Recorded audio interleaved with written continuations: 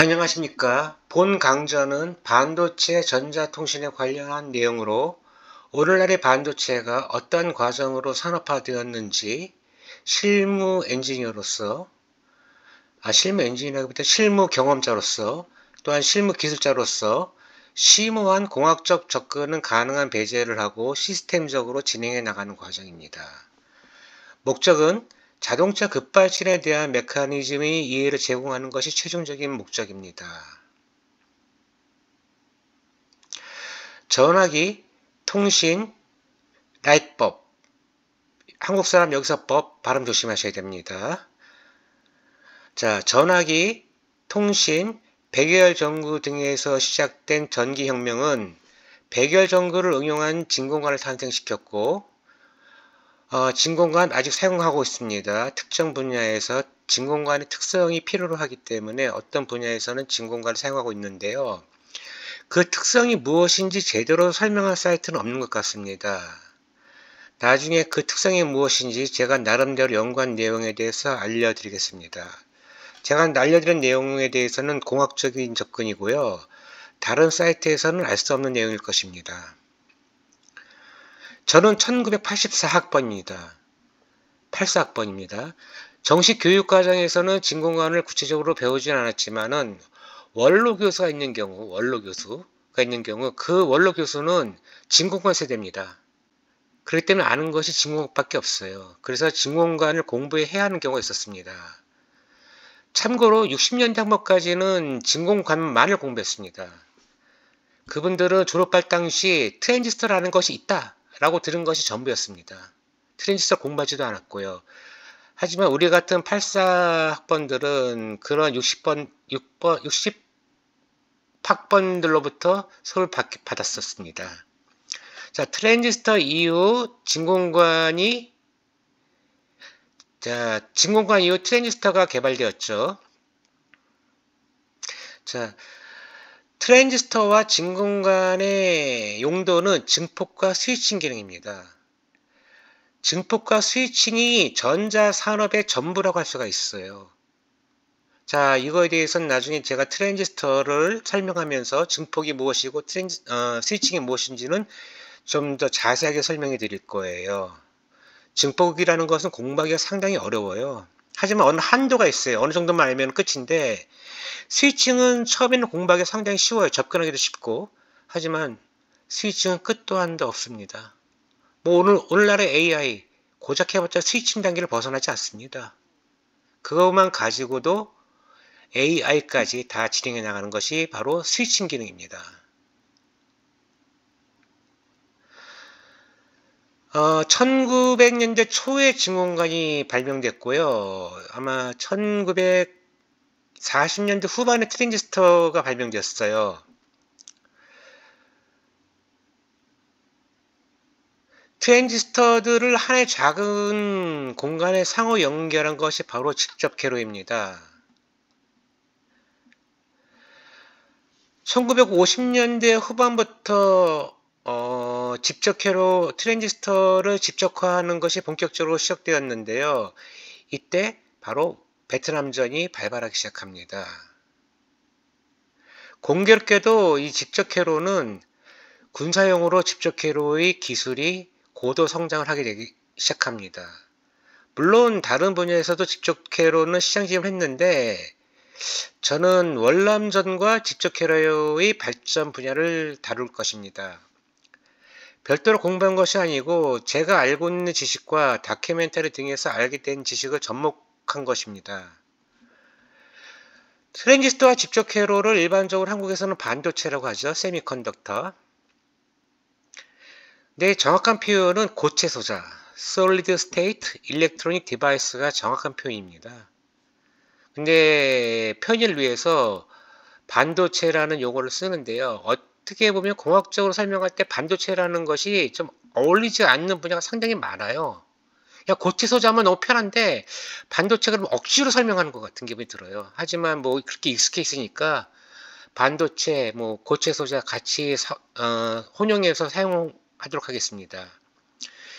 이러한 직접 회로는 현재 자동차에 응용되어 운전의 편리성과 다양한 기능을 제공하고 있죠. 하지만 급발진이라는 치명적인 문제 축으로 오랜 기간 의심시되고 있는 것도 사실입니다.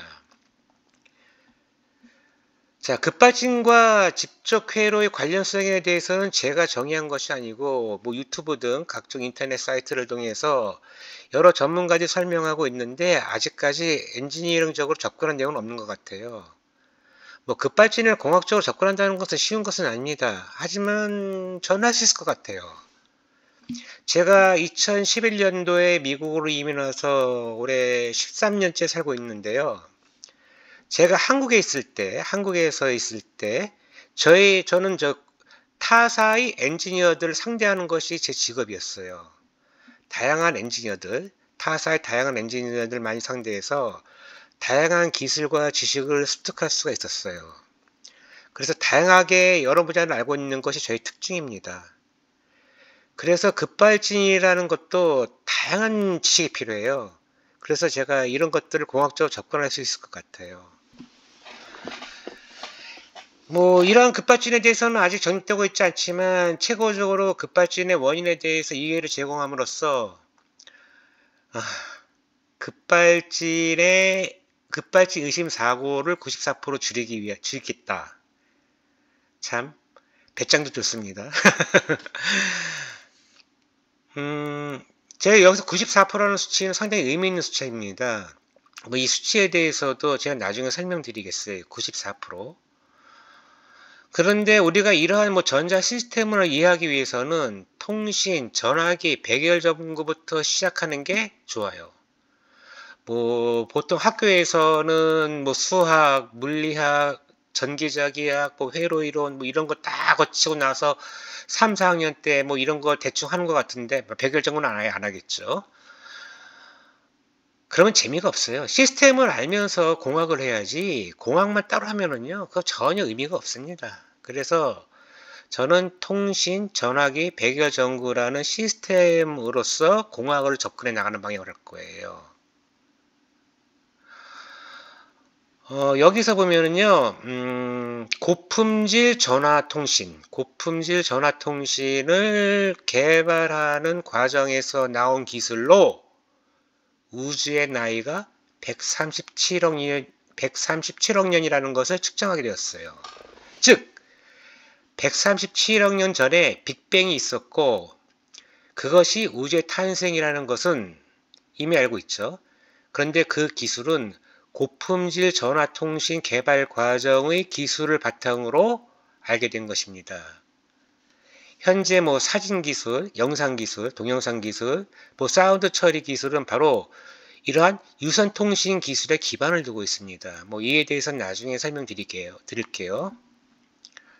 자, 정기적 방법으로 지구상에서 1초 이내에 문자, 음성, 영상 등의 정보를 전하는 것이 바로 텔레커뮤니케이션입니다. 이것은 제가 정의한 것인데요. 화상전화 등은 전기통신인데 방송은 최근에는 인터넷상에서 진행되는 경우가 많고 전기통신으로 보기에는 좀 어려울 것 같아요. 인터넷으로 1초 이내에 정보를 전하는 경우도 있지만 그렇지 않은 경우가 많아 이런 별도의 영역에서 다루고요. 전기통신으로 보기에는 좀 어려울 듯해요. 다른 사람들은 어떻게 정의할지 모르겠는데 저는 1초 이내 정보 전달이 가능한 텔레커뮤니케이션만 진행할 거예요. 자, 이런 최초의 텔레커뮤니케이션은 모스 코드를 응용한 전신, 텔레그래프입니다. 자, 여기서 잠깐 홀드를 걸어주시고 유튜브 등에서 모스 코드 한번 쳐보시기 바래요. 어떤 건지. 물론 아시는 분도 알겠지만 한번 보시면 아실 거예요. 옛날 영화에서는 많이 등장했는데 요즘은 영화에서도 이런 게 보이지가 않으니까 요즘 신세대들은 이런 거 잘 모를 겁니다. 한번 모스코드라고 해서 유튜브 등에서 검색해서 어떤 것이 잠깐 참고하시길 바래요. 그리고 이어서 전신이 어떠한 식으로 전달이 되는지 제가 시뮬레이션을 통해서 설명해 드릴게요. 이거 실질적으로 시스템을 구현해서 설명하는 것은 사실상 불가능하기 때문에 시뮬레이션을 통해서 최초의 전기통신이라는 것이 이런 것이다. 그 다음에 전화기도 설명해 드리고요. 그 다음에 무선통신, 그 다음에 진공관, 그 다음에 트랜지스터, 이런 식으로 진행해 나갈 것입니다. 자, 이제 여기서부터 이제 트랜지스터부터 증폭과 스위칭에 대해서 구체적으로 설명이 들어가면서 여기서 발생되는 급발진의 원인에 대해서는 이때부터 아마 구체적으로 설명이 들어갈 것 같아요. 본 강좌는 한 30개의 이런 식으로 30개의 강좌가 진행이 되고 한 120개 강좌는 실무 엔지니어로서 알아야 할 엔지니어링을 제가 별도의 강좌로 진행해 나갈 것입니다. 자, 잠깐 여기서 홀드하시고요. 모스 코드가 뭔지 나름대로 한번 공부하시기 바랍니다.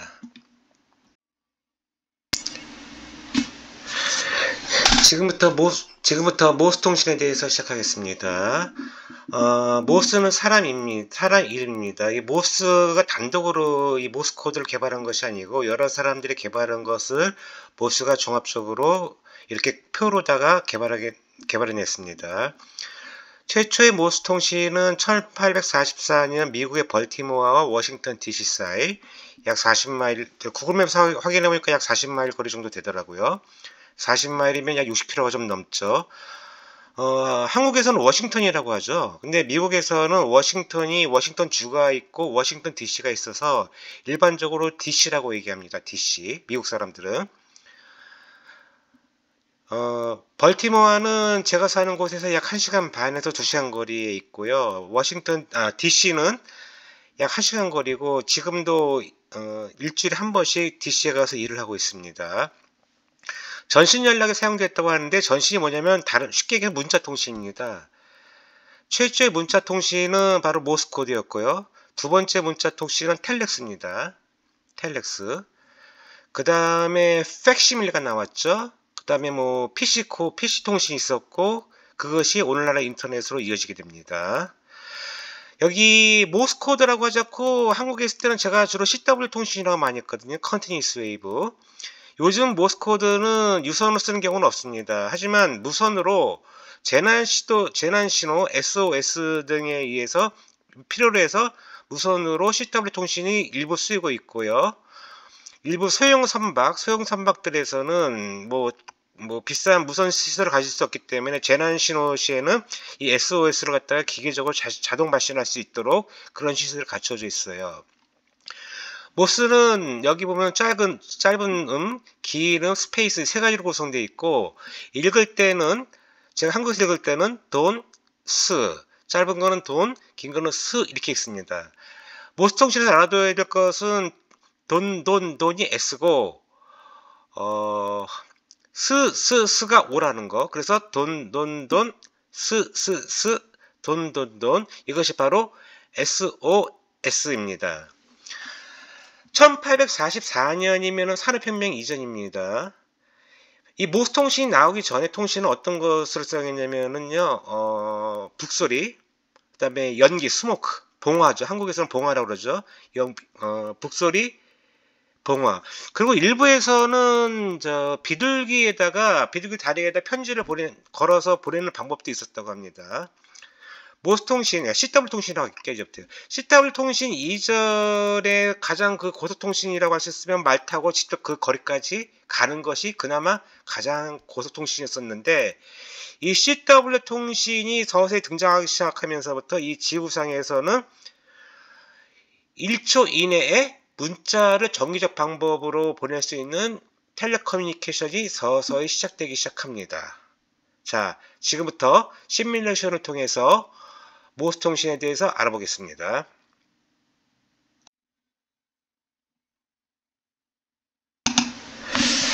자, 지금부터 모스 통신에 대한 시뮬레이션을 시작하겠습니다.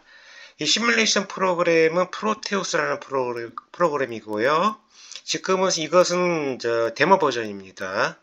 데모 버전으로도 충분히 시뮬레이션 할 수가 있어요.